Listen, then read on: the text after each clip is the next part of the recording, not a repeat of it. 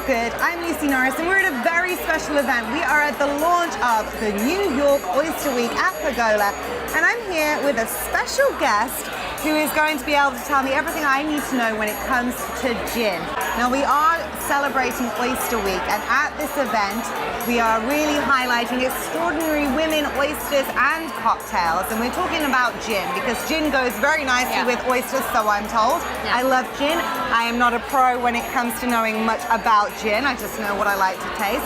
But you represent and work with a brand, and you have done for over 15 years. Amazing brand. It's 150 years old almost, which is quite a while. There's been 7 generations before me. So I'm the 8th generation master distillers. That means I get to use all the knowledge from the generations before me, which is amazing. And all I have to do is use that knowledge and put my own creativity and my own knowledge to it, and bring classic recipes to life, but also modern recipes, but with the knowledge from them before me. So it's like a historic brand, and at the same time I bring it into this century, which is really exciting. And next to that, next to the history, it's small, it's crafted without it being a fashionable thing, because everybody's talking about craft these days, but we never changed, we've always been like that. So we make very small scale productions. All the botanicals go by hand into the copper pot stills. I choose all the botanicals, we choose them ourselves to get the best quality. We get our juniper berry from Italy, from Tuscany, where the best berries come from. So the best ingredients, we do everything ourselves, small batch, we control every step of the process. So we know about botanicals. So we know what to use and how to use it.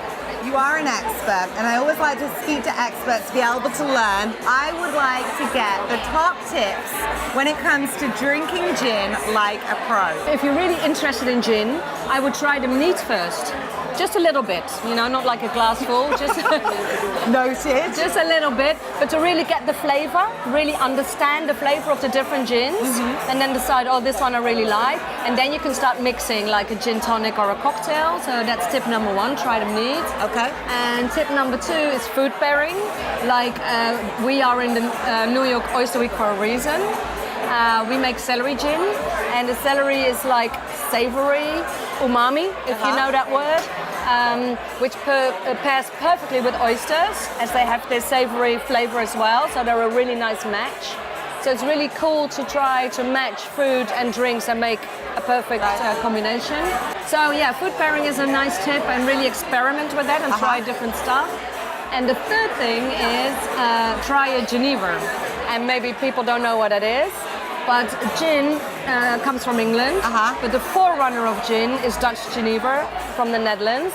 And we're talking beginning of the 17th century, when that was created. And the gin came after as like an imitation of Geneva.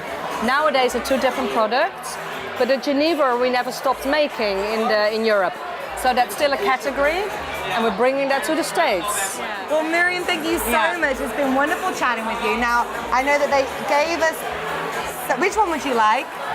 I'll have that one. There you go. Let's raise a glass to women in this industry, extraordinary women that we're celebrating tonight, as well as oysters, as well as spirit. Myriam, cheers.